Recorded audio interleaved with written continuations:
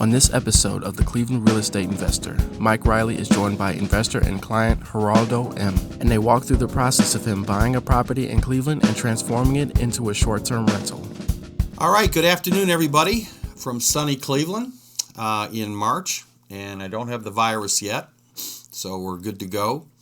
And Amari's at a good distance from me, and I've washed my hands. So on the line from beautiful, sunny, germ-free San Diego is Mr. Gerardo M.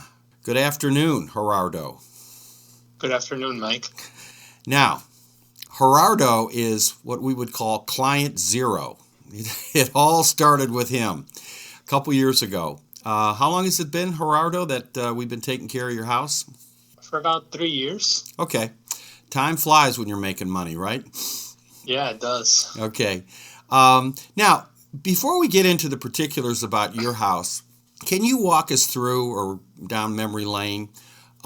You called us and you were looking for somebody to do some work and a property manager, or just somebody to do the work? Well, I was looking for someone to do some work, and then my home inspector mentioned that you also do some property management. So I didn't know much about it, but we started talking about it, and you really seemed like you knew what you were doing. So yeah, that seemed interesting to me. Now, you are typical of a lot of people that call us looking for a handyman or looking for a property manager, although more and more people are calling us to be their property manager, and then they find out we're a handyman. It's probably the result of our podcasts and our Google online ads. But you're typical of those people calling because you bought the house. Did you see it? Were you in Cleveland bought it, or you just bought it through an auction or through the MLS? I had a realtor take videos and take pictures, and he looked at a few houses for me, and then I ended up picking this one. And so I actually never went to see it. Okay, you've just seen photos and stuff like that. Yes. Okay, now, what prompted you to invest in Cleveland? Well, so my wife and I did a lot of research. We've been investing in real estate for about 5 years, and we had a list of cities that we identified based on a lot of different parameters, such as the economics, like employment, and then like house prices and potential rent. And Cleveland was on our list of cities that we wanted to research more. So then we started looking at properties. Did you have a particular area of Cleveland that you were going to buy into? Cleveland Heights, Shaker Heights also look good. Not really. We just looked around for some place where the numbers would work. Okay, because you could have gone into any number of neighborhoods in Cleveland Heights. Just going across the street on Taylor, you can go into some pockets where I try to steer people away from those streets. They're filled with a lot of duplexes, and it's really kind of a shabby section of Cleveland Heights. I see. So the irony of it is you really lucked out with that house because of a couple things. The main thing being the fact that it has a master bedroom or a bedroom on the first floor and a bath, right? Yes. And you never really factored that in, did you, in your which house to purchase? No, I didn't. I guess I got lucky. You got lucky. In a way. Yeah, you got lucky. Yeah. And so I remember talking to you because you were calling us for being a handyman. And then I started talking, which I'm good at. And do you recall that initial conversation we had on the phone?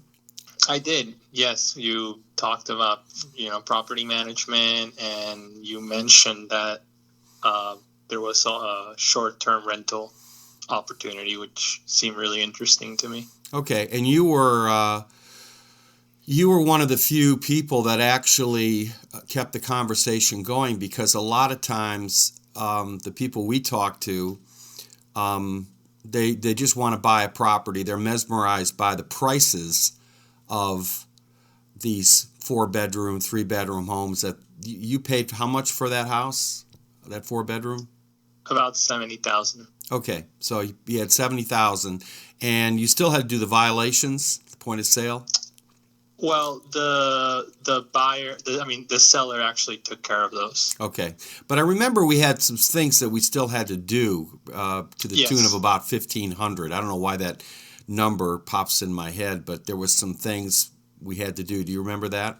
Yeah, we had to do a few things, but it mostly got paid off by the first tenant. Right, and that first tenant was short term, wasn't it? Yeah.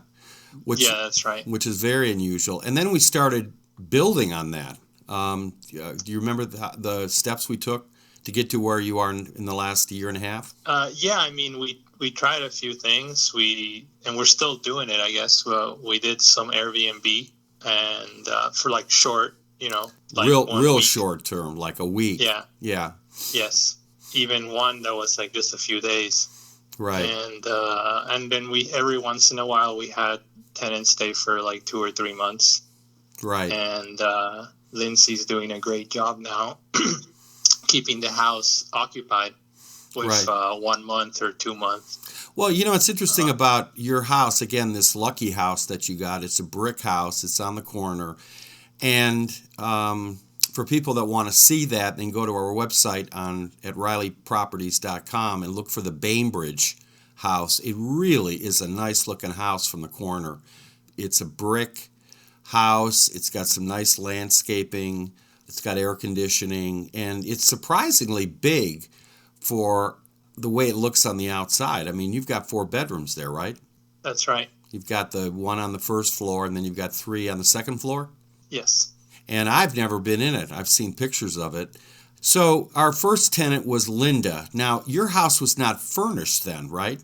I think we actually got furnishings for her, and Lindsay took care of that. And she got bedding and stuff for the bathroom. So here you are pouring money out. We did some fix-ups.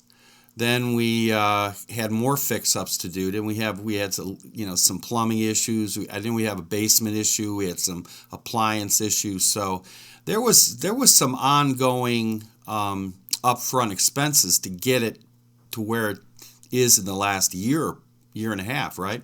Yes, that's right. Okay, and you know what? The more I think about it, and our history of the last couple of years of dealing with people calling us asking about property management stuff, I gotta take my hat out to you, Gerardo. That was, you were investing for the long term, and I think you really paid off last year because the bulk of your expenses, the furnishings, we had a flood in there, we had to fix that, we had to do some appliances, but for the most part last year, expenses were pretty minimal. Yes, yeah, for like big, CapEx stuff, it was small. We just got a bed. That was the main thing. Right, and we just kind of upgrade some of the furnishings. So, and with the brick house, there's, you're not really looking at a lot of maintenance short of, clean the gutters and, do some cleanup in the spring and stuff like that.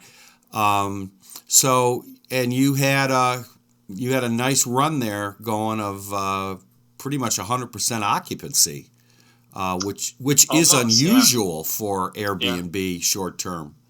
It seemed every time we turn around, somebody wanted Bainbridge for a couple weeks here or a month there or 2 months or extension. Now, Lindsay would know better than I, but that seems like Bainbridge was never going up on the board of unoccupied houses, right? Yes. Okay. Yeah. I'm not trying to toot my own horn. I'm just saying that I'm painting a picture and of an investment strategy, which we're now into our 3rd year, and there is some upfront cost to get to that Airbnb plateau. But once you're there, the money starts rolling in.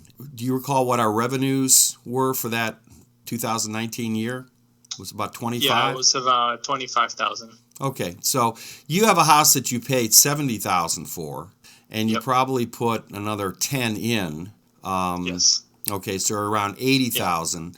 So on gross revenue side, you made 30% on the gross side? Yeah. Yeah. About 30%. And the valuation of the house, what would you, if you wanted to sell it, what do you think that house would be worth? Any idea? My guess is probably around 105 or 110. Okay. So you bought it low. It needed some work. You're making money on the on the rental side with the short term, and you've got and that also financed a lot of the expenses that had to go into fixing up the property. Right. And I thank you for your email today, because we were asking you what do you think you made on an ROI on that house, and you said what, 9.25? 9.2, yeah. Okay, 9.2.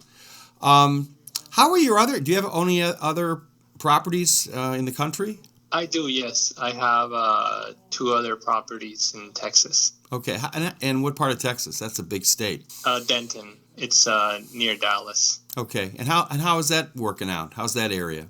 It's working out well. The first property we got was there, and we got it at a pretty good price. That was in 2016, and then we got another one soon after that. And I wanted to. I don't want to have a bunch of properties in the same city, so Cleveland was the other option. Okay, so what other markets are you looking at? Right now, I'm considering maybe Reilly in North Carolina. Okay, yeah. Boy, you are scattering your risks here. Yeah. So when the virus hits, you have a couple different places you can go to. I can move. I can move anywhere. Yeah. So you can go from San Diego to Texas to wherever all right. Okay. Well, I still haven't made up my mind, but it looks like it's a city that's doing well, and the house prices relative to the rent give me a return that I'm happy with. I'm typically looking for, at least 8%. Okay, well, that's pretty good in this environment. Yeah. How is the property management in Denton for your two? How's that working out? Well, it's a lot. It's typical like a long-term rental. Okay. And it's working out fine. They don't have to put in as much work as you guys do, because the tenant, comes in, stays for a year or longer, and the tenant takes care of things like landscaping and stuff like that. And then every once in a while, there's some repairs.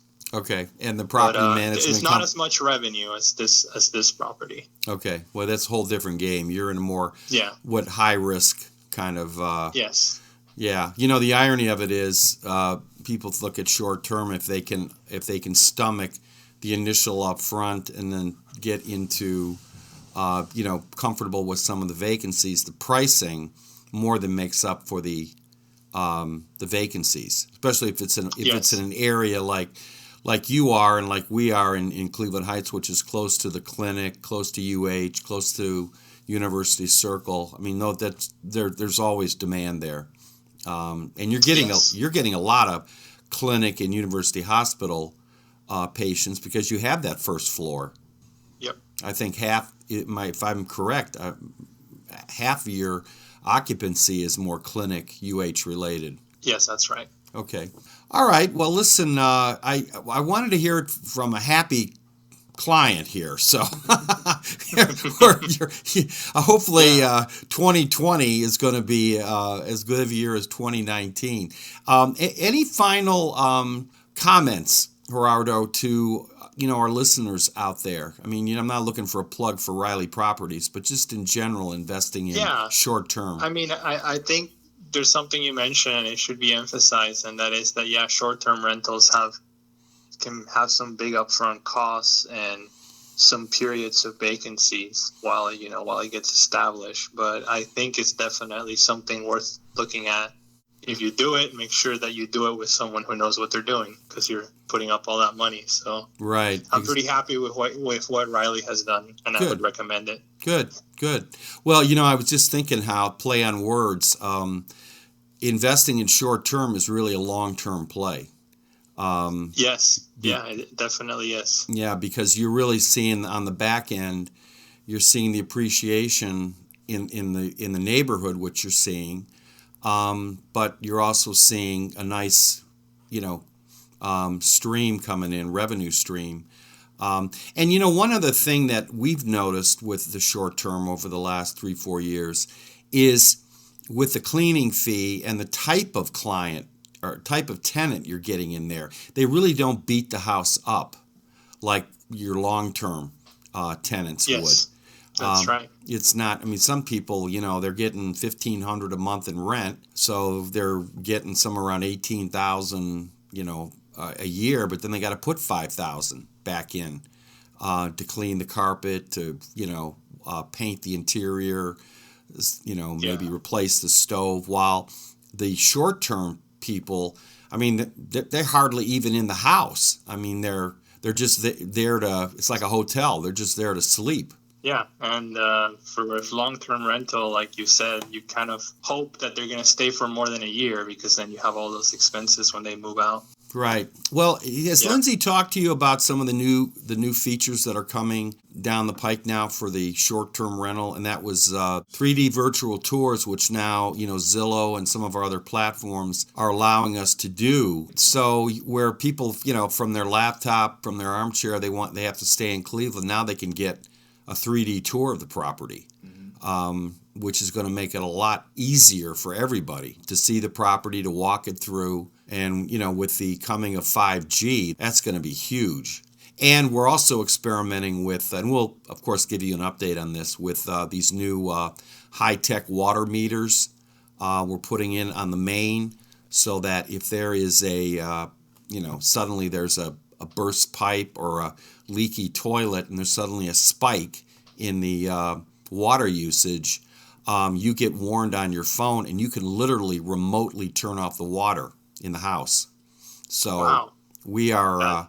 that would have been great. We had one of the appliance that was faulty. Right, you had that. Yeah. We had that problem with your house on Bainbridge, and we've had a bunch of problems with sudden spikes in water usage, which is one of the the dirty little secrets about managing property. It's managing the utilities as well as managing the tenant. So there's a lot of stuff. The Blink cameras, the Ring doorbells, the water sensors, the 3D tours. So this whole business of short-term Airbnb and VRBO is really changing in front of our eyes. So I think, again, for people that want to invest in real estate, the short-term route is, you got to know what you're doing, but the payoffs can be very, very big. So how is it in San Diego? Are you a renter or an owner? I'm an owner. I have a condo, and my wife and I might have kids soon, and then we'll buy a single-family house. Oh, you got to come to Cleveland. That's the plan. Good family area here. Yeah, I mean, the houses here in San Diego are so expensive. You could be living on a mansion. I mean, literally a 20-room mansion on Fairmont Boulevard here for probably what you're paying for that condo. So I want you to think about that. I believe it. You could take a 3D tour of that mansion for probably last 60 minutes. So, all right. Well, listen, I appreciate, Gerardo, you taking the time from your busy day to jump on our podcast. When we get the final edits done, we'll shoot it over so you and your wife can listen. Yeah, sounds good. All right. Thanks for your time again. All right. We'll talk to you later. Okay. All right. Have a nice day. Thank you. Bye-bye. Okay, we have a special part 2 that I'd like everybody to listen to. This is from a segment that was on CNBC today, and it talks about one of the interesting plays during this turbulent market, which is single-family residential homes for rent. So take a listen. I think you'll get a lot out of this. Investors turning to U.S. residential real estate as a safe haven as coronavirus concerns send stocks lower around the world. Diana Olick has that story for us from Washington. Hey, Diana. Hey, Morgan. Yeah, investors are looking for the calm in this storm, and U.S. residential real estate appears to be it, specifically single-family rentals. Roofstock is a California-based fintech company that launched about 5 years ago. It facilitates sales of single-family rentals to investors and also manages the properties for them. Buyers can go online and do the whole thing without ever going to the property. So in the last few weeks, it has seen traffic from investors in Asia on its site jump 500%. CEO Gary Beasley says it's a direct result of the coronavirus. I think people look at hard assets, things like real estate, which are uncorrelated generally to the stock market. There's a flight to things like treasuries, which are now down in the 1% range, the 10-year, and things like real estate, and specifically U.S. housing, that tends to perform quite well on a relative basis during times of market volatility. And it's not just Asian buyers. Roofstock noted a 450% jump in traffic on its site from investors in Germany, a 250% jump from Australians, and a 100% jump in traffic from the UK. Generally, in the past, it's been people don't want to have to travel, but if they can't travel, being able to invest remotely is terrific. So you put your money to work without jumping on a plane. And so I think it's a combination of not being able to travel, but also wanting to place capital in areas that are deemed to be potentially more stable. Beasley also said that given the shortage of homes for sale already, we could see some current landlords start listing their rental homes, hoping to get higher prices from all this demand. Back to you guys. Diana, thank you. All right, finally, I want to give everybody a heads up about the future episodes. Coming up is some future episodes that you might want to pay attention to. We'll have those produced in the next 2 weeks.